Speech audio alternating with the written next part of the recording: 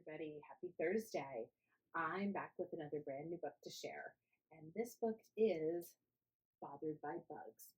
It's written by Emily Gravett and it's published by Boxer Books. And we want to thank everyone for allowing us to share this book with you today.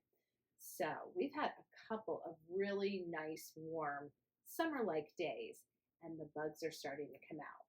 So, who out there loves bugs?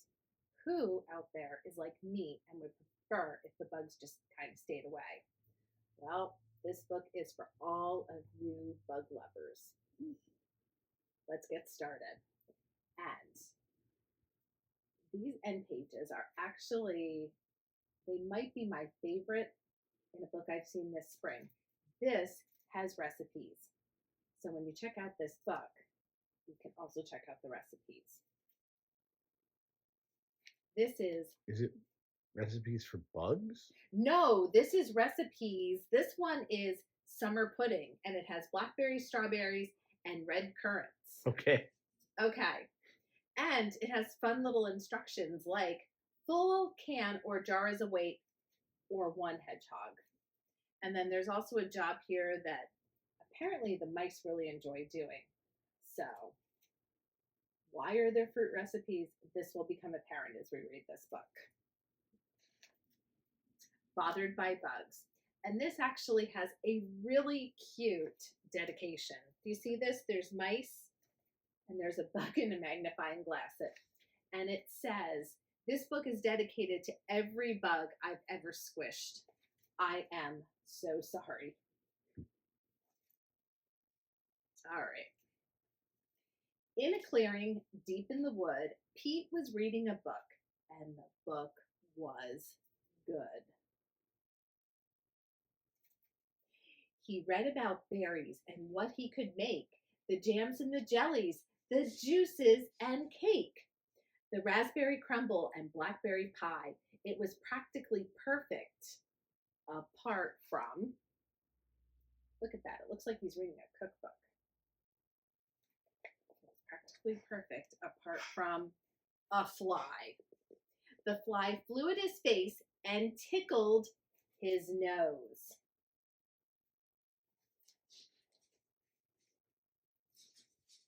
It frustrated the foxes and bothered the crows.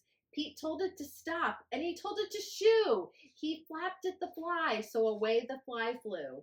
Hooray, said the animals. Perfect, said Pete. And he picked up the book and he retook his seat. He started to read, but from up in the skies, the animals spotted a great cloud of flies.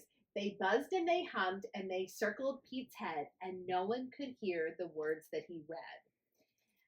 They badgered the magpies and drove the bats ratty, bombarded the snake and made the rats batty. The hedgehogs and rabbits were getting distressed. Enough, shouted Pete. These flies are all pests. So all of the animals, each with a jar, searched the whole woods from near to afar. And they chased and they caught every one of those flies, screwed them in jars, and said their goodbyes.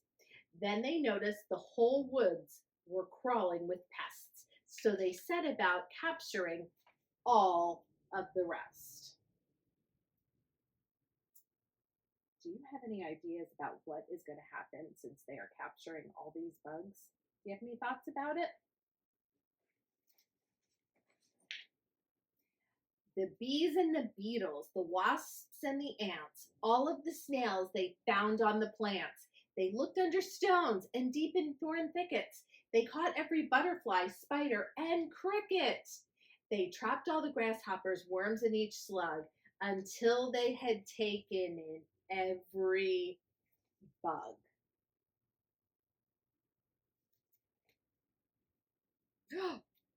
Look at all those bugs. There's all kinds of bugs, from beetles to slugs to crickets. Do you see them all? When you check out this book, you can look at every single bug and maybe count them. Then they sat back down and they finished their book. and they planned all the food that they were going to cook. At last, it was time to go into the wood to harvest all of the fruit that they could. The magpies agreed and flew off as a pair. They hunted for hours, but nothing was there. The squirrels came home feeling quite glum.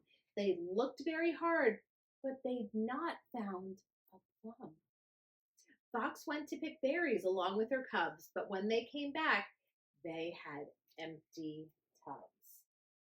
Uh-oh, they can't find any fruit. Do you know why? There's not a single fruit to be had. I don't understand, said Pete. This is bad. Even worse, said a rabbit. I went to go potty, but no one's cleaned up. The whole woods are so grotty. The animals sighed. They were feeling the stress. The jobs weren't getting done. The woods were a mess. Then Pete heard a buzzing from one of the jars. A blue bottle cried, "Those jobs are all ours." "We," said the fly, "are important too, and we're going to tell you the jobs that we do." So, who guessed that all of those bugs have a very important job? Did you know that?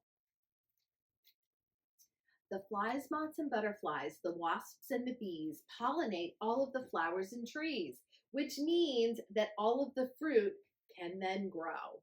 "Oh," said the animals, "we didn't know." "We," said the beetles, the slugs, worms, and ants, "break down all of the poop and the old plants." "We are the wood's biggest cleanup crew. All of us pests have a job to do." "What's more, we don't like these jars," said a bee. "We're just like you, and we like to be free."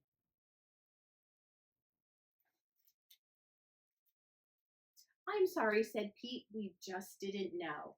And they took off the lids and let the bugs go.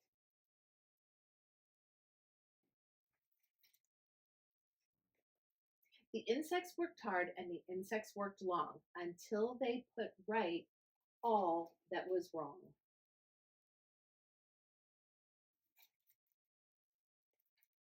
That autumn, when all of the fruit was ripe, the animals picked up some of every type. Then they boiled, baked, and poached. They pureed and stewed until they had made the most glorious food. They laid it all out, poured the juice into jugs. Then they sat down to eat with their new friends, the bugs.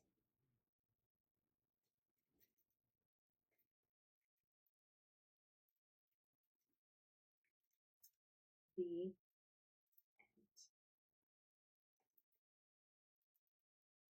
And on the very last end page, there's more recipes.